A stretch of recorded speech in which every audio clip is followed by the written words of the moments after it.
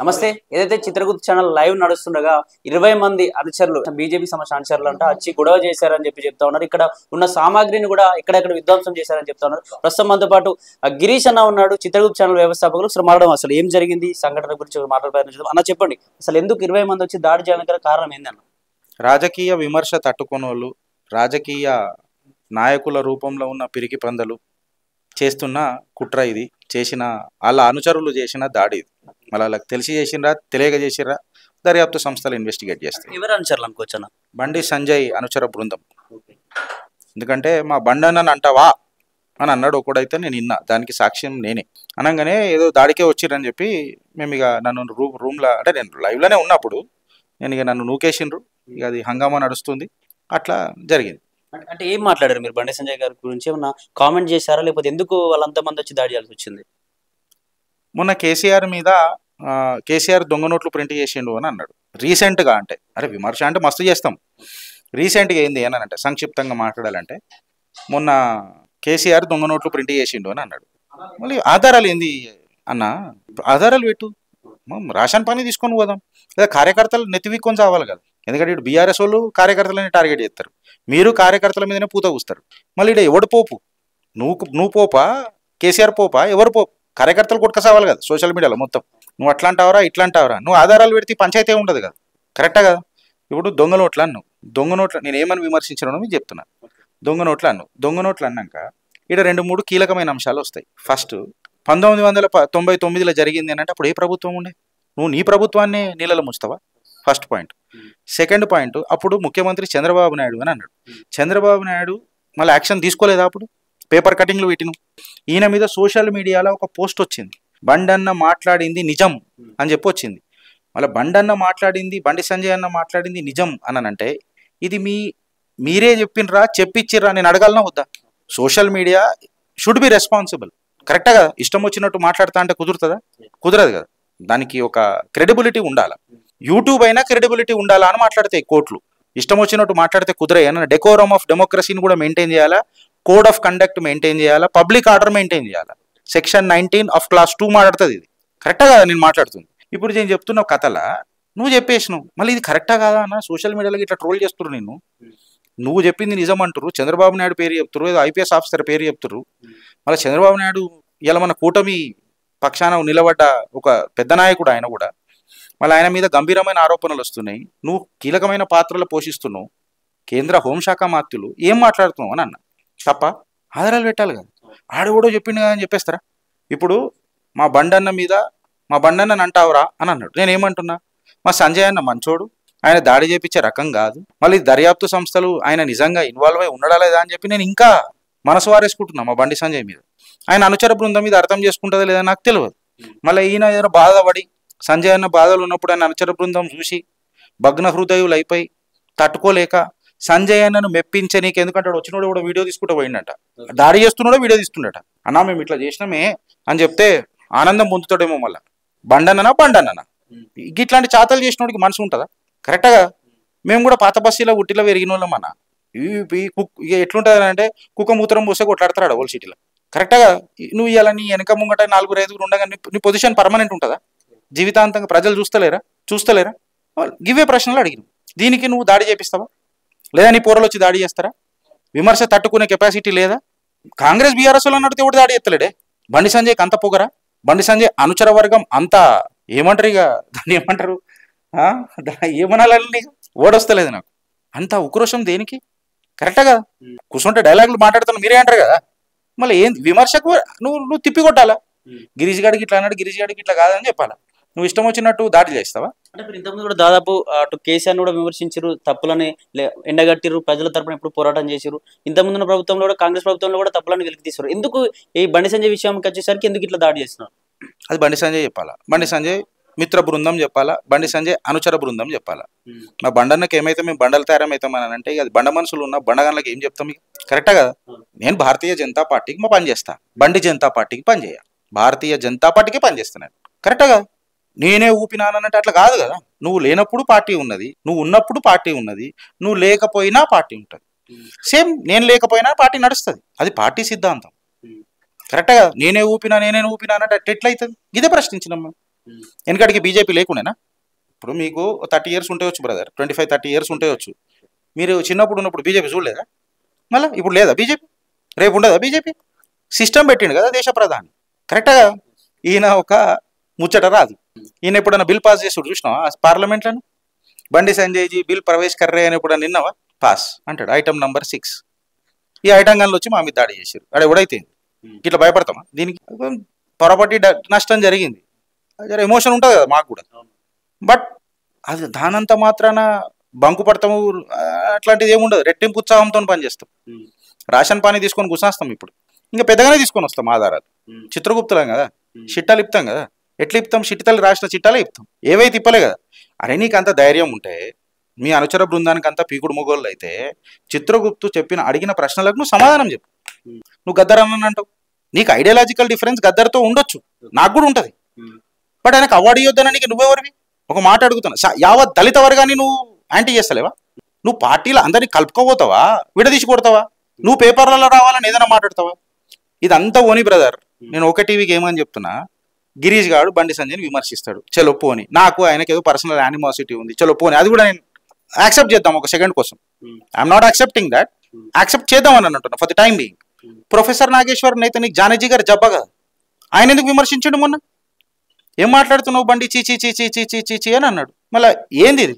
నీ జానేజీ గారి జబ్బా ప్రొఫెసర్ నాగేశ్వరే అన్నాడు నిన్ను. మళ్ళీ ఏంది కథ? వాళ్ళకేం సమాధానం చెప్పి వాళ్ళ మీద దాడి చేస్తావా? గిరీష్ గారు ఎవడో వీకు, గిరీష్ గారి మీద అటాక్ చేస్తే భయపడతారు. కాదు, కార్యకర్త అంటే కట్టేసిన కుక్క కాదన్న, వేటాడే తోడేలేదు. సర్కస్లో సింహాన్ని చూసినావు, సర్కస్లో పులిని చూసినావు, ఎప్పుడన్నా తోడేళ్ళు చూసినావా? వోల్ఫ్ని సర్కస్లో ఎప్పుడన్నా వోల్ఫ్ని ట్రైన్ చేసిరా? కనిపించిందా మీకు ఎప్పుడన్నా తోడేళ్ళు ట్రైనింగ్లో? దాన్ని ట్రైన్ చేయలేవు, అది సెల్ఫ్ ట్రైన్డ్. అది కాషాయ కార్యకర్త కూడా అసుంటోడే.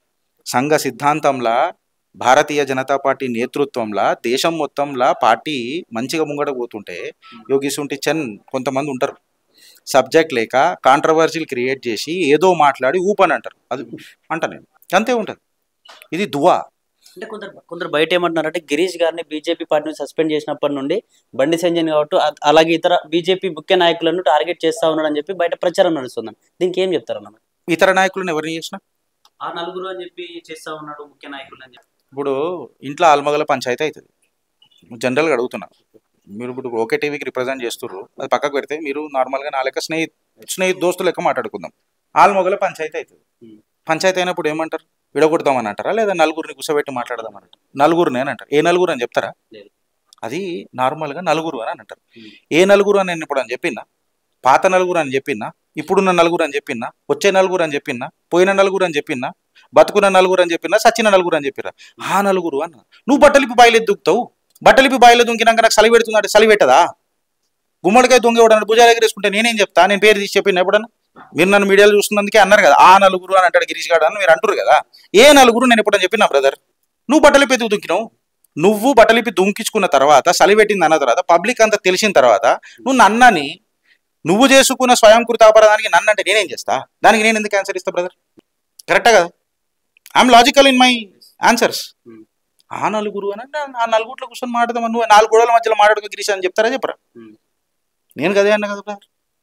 ఏ నలుగురు అని ఇప్పుడు అని చెప్పినా? నువ్వే ఎందుకు అనుకున్నావు ఈ నలుగురు అని? ఆ నలుగురు నేను ఒప్పుకున్నాను ఎందుకు అనుకున్నావు? అంటే వాళ్ళు ఏం చెప్తున్నారంటే, బండి సంజయ్ గారి వల్లే బీజేపీ తెలంగాణలో ఒక ఊపు అందుకుంది. ముందు కూడా తెలంగాణ రాష్ట్రంలో కూడా తర్వాత ప్రభుత్వం రాబోతా ఉంది బీజేపీ అని చెప్పి కొందరు నాయకులు కూడా చెప్తాను. దీనిపైన ఏం చెప్తారు? బండి సంజయ్ వల్ల ఊపు అందుకుంది కదా, ఊపు అందుకుంది. మళ్ళీ ఊపు గారిపోయింది కూడా కదా. నాగార్జున సాగర్ గెలిచినామా? హుజూరాబాద్ గెలిచినామా? మునుగోడు ఏమే? నీ అధ్యక్షతనే పీక్ పాయి కదా, సంకనాకి కదా. ఏమే? నువ్వు ఫ్లోర్ లీడర్ని ఎందుకు పెట్టలే? నీ పక్కకు కూర్చేసుకుంటారని అంటే నీకు ఈర్షనా? పక్కకు ఫ్లోర్ లీడర్ ఎందుకు పెట్టలే? అసెంబ్లీలో జిహెచ్ఎంసీలో ఫ్లోర్ లీడర్ ఎందుకు పెట్టలే? ఊపు అంటే ఏందన్నా? కార్యకర్తను కలుపుకోవడా, లేకపోతే ఆర్ఎస్ఎస్ వ్యవస్థాపకులు డాక్టర్ హెగ్డేవార్ గారి చిత్రపటం మీద ఉచ్చవోష్ణోడిని పార్టీలకు పక్కకు పెట్టుకొని నువ్వు దరువు డప్పు కొట్టించుకుంటావు. ఇదా ఊపు అంటే? హుస్నాబాద్ కాన్స్టిట్యున్సీలో టికెట్ ఇచ్చినావు. కరీంనగర్లో ఒక్కడనే గెలిచిండా? 0.95% ఉన్న హుజూరాబాదు అది ఇలా 30%కి పోయిందని అంటే బండి సంజయ్ చేసిన ఘనకార్యం ఏమున్నదాడ?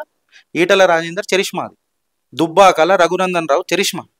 నువ్వేం చేసినావు? అధ్యక్షత నిజామాబాద్లో 2 ఎమ్మెల్యే సీట్లు గెలిచినాం, ఆదిలాబాద్లో 2 ఎమ్మెల్యే సీట్లు గెలిచినాం, కరీంనగర్లో ఎంతమందిని గెలిచినామండి?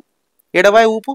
ప్రజా సంగ్రామ యాత్రలో 50 కాన్స్టిట్యున్సీలు తిరిగినాం, 50లలో కనీసం 0.5 సీట్లను గెలిచినావా?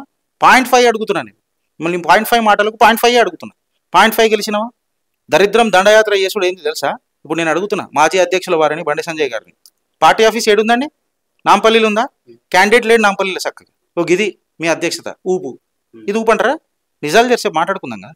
కాషాయ పార్టీ గోల్కొండ కిల్లాల మేము భారతీయ జనతా పార్టీ అనే మేము అని చెప్పి ప్రమాణ స్వీకారం చేస్తే నాకంటే ఆనందపడేటోడు ఎవడుంటాడు?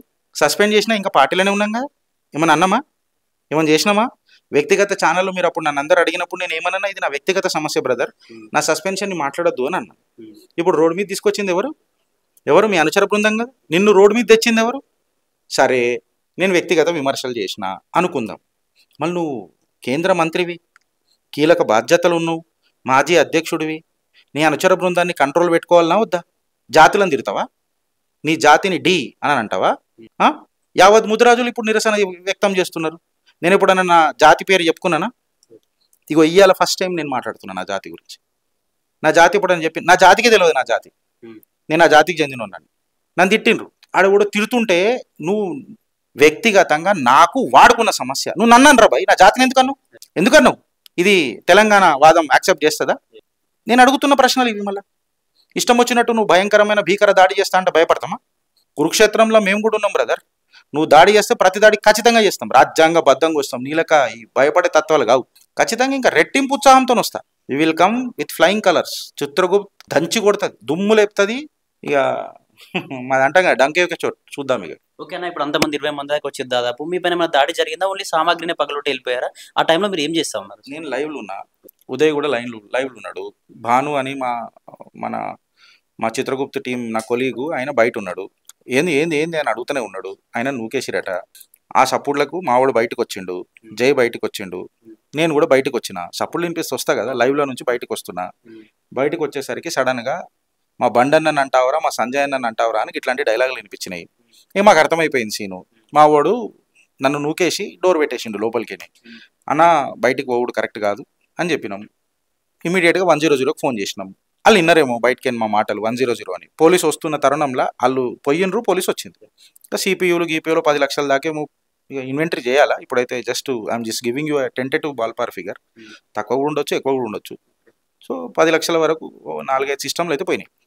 ఇయ్యాలా ఇస్తా, దర్యాప్తు చేస్తానని అంటారు. పాపం వాళ్ళు ఏమంటారు, సానుకూలంగా స్పందించిండ్రు, చెప్పిన వితిన్ 5 minutesలో వచ్చిండ్రు.